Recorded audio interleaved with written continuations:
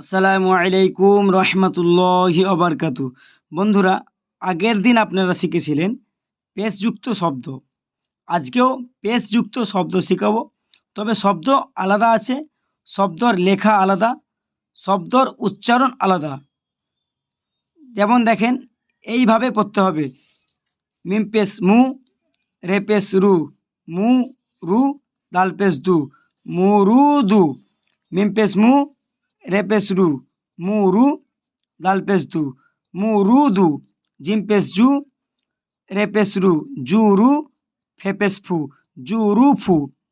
Gym পেশ জু, রে পেশ রু, জু রু, ফে পেশ ফু, জু রু ফু। সিন পেশ সু, রে পেশ রু, সু রু, ফে পেশ ফু, সু রু ফু। সিন পেশ সু, রে পেশ রু, সু রু, ফে পেশ ফু, সু রু ফু। শিন পেশ সু, খে পেশ খু, সু খু, জাল পেশ জু, সু খু জু। শিন পেশ সু, খে পেশ খু, সু খু, জাল পেশ জু, সু খু জু। ফে পেশ ফু, লাম পেশ লু, ফু লু। মিম পেশ মু, ফু লু মু। ফে পেশ ফু, লাম পেশ লু, ফু লু। মিম পেশ মু, ফু লু মু। মিম পেশ মু, রে পেশ রু, মু রু, দত পেশ দু, মু রু দু।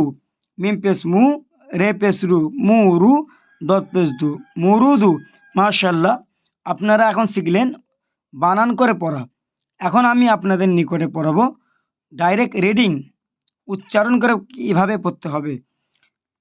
মুরুদু, মুরুদু। জুরুফু, জুরুফু। সুরুফু, সুরুফু। সুখুযু, সুখুযু। ফুলুমু, ফুলুমু। মুরুদু, মুরুদু। মাশাআল্লাহ, আপনারা এখন পড়লেন পেশযুক্ত শব্দ কিভাবে পড়তে হবে। ইনশাআল্লাহুল আযীম আবার আপনাদেরকে কালকে পড়ব সাকিন।